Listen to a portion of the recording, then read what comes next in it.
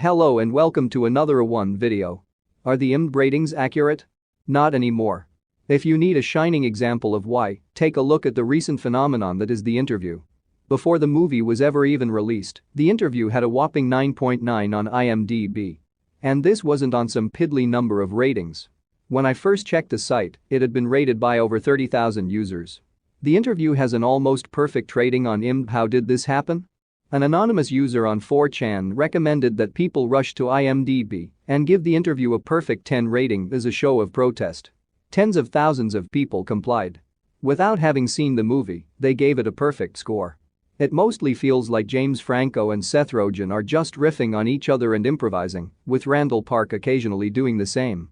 As more people have watched and rated the film, its rating has slowly tumbled down. As of earlier today, the rating is an 8.4 on 70,000 users. But that rating is still absurdly high. Long term, the movie will likely end with a score half to a whole point higher than it should be, just because of this initial rating based on blind hype. Judging by the demographic breakdown from earlier, the users giving it the highest ratings were mostly young, which is consistent with 4chan. This whole fiasco has revealed the flaws of IMDb that many longtime users already knew. Blind voting. Many users, particularly the youngsters, give movies high ratings before they have even seen a film. This is supposedly a show of fandom or loyalty. Extreme inflation. User ratings on IMDb are always much higher than user and critical ratings on most other sites. Hype ratings. It's rare that movie ratings on IMDb rise over time. Instead, the ratings usually plummet. Why? Because the people who initially rush out to see the movie in theaters are usually the hardcore fans who buy into the hype and then give it high ratings, regardless of quality. In the later weeks and months when everyone else in the movie-going public watches it, after the hype has settled, the ratings normalize. But this means that in a film's initial months, the early ratings are utterly useless because they're terribly inflated.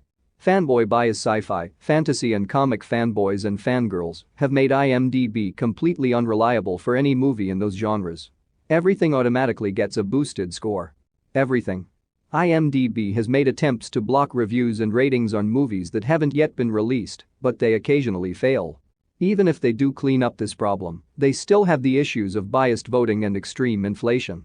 10 to 15 years ago, IMDb used to be reliable. Back then, very few movies had a rating over an 8.0, including some of the top-rated classics. But nowadays, the ratings all around are impossibly high.